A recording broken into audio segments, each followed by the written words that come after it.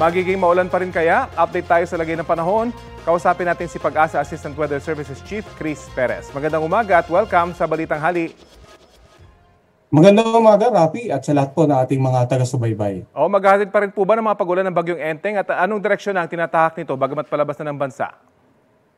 Rafi, sa ngayon nga nasa dagat ito dito sa may bandang kanlurang bahagi ng Ilocos Region at inaasahan natin na posibleng bukas ng umaga ay tuloy na itong lalabas sa northwestern boundary ng ating air responsibility. Subalit dahil malawak ito, inaasahan pa rin natin na posible pa rin ito magdulot ng mapag-ulan ngayong araw sa buong Ilocos Region.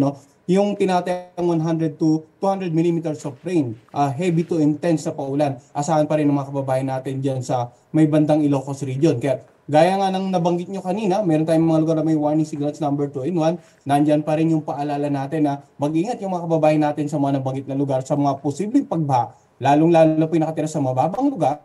At mag-ingat din sa mga posibleng pagbuo ng lupa sa mga kababayan nating nakatira na malapit po sa mga paanan ng bundok. Samantala, posible na yung makaranas ng pag-ulan itong Cagayan Valley at Cordillera Administrative Region ngayong araw ng mga ulan na magre-range sa moderate to heavy, 50 to 100 millimeters of rain, Rafi. Ini-enhance pa rin ba nitong si Enteng, yung iba pang weather system dyan sa area, lalo pang pwedeng lumakas itong bagyo?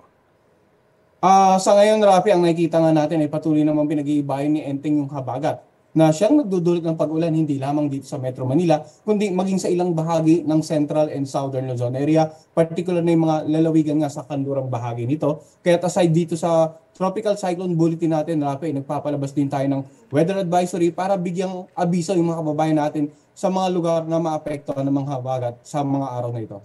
Paano po ba nagpapasya ang Pag-asa kung mananatili o alisin na sa ilalim ng storm warning signal ang isang lugar? Well, Rafi, ang nangyayari kasi niyan, may projected tayong or tinataya tayong lawak ng malalakas na hangin na dala ng bagyo. Halimbawa, in the next 24 hours, yung radius ng hangin na posibleng magwaran ng isyo sa warning signal number 1 ay abot sa Metro Manila, 24 to 36 hours, mag-hoist tayo or magtataas tayo ng warning signal number 1 sa Metro Manila. Pero kung in the next 12 to 24 hours ay dahan-dahan ng lalayo yung radius dito sa Metro Manila, then by that time ay posibleng alisin na natin yung warning signal number 1 dito nga sa Metro Manila. So ang mga pagtataas natin ng warning signal ay batay sa tinataya nating lakas ng hangin na pwedeng maranasan ng isang lugar within a forecast period.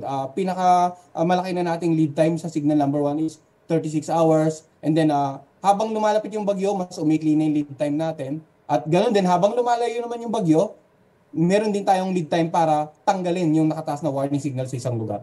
At mahalagang masunod yan.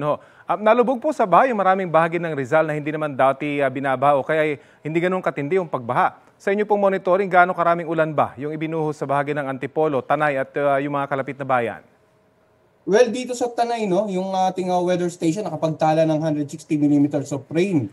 Nagre-range yan sa moderate, halos heavy na paulan sa Tanay Station natin yan. Samantala sa ilang bahagi naman na nabanggit nyo, for example, sa may bandang Rizal, yung ating automatic rain gauge nakapagtala ng 67 millimeters of rain the last 24 hours. Sa may bandang Antipolo naman, 55 millimeters of rain. Nagre-range naman to na slight to moderate. Nga, dapat alalahanin mga kababayan natin, Rafi, na yung magiging epekto sa kanilang lugar ay magbabatay din hindi lamang sa dami ng ulan kundi sa mga pagbabagong nagaganap din sa kanilang kapaligiran. Kung nagkaroon ba ng development, for example, yung mga dating malalawak na bukirin na pinupuntahan ng mga tubig ulan ay naging mga highly urbanized area na, then likely mas tataas talaga ang tsansa na magkaroon ng mga pagbaha sa kanilang lugar.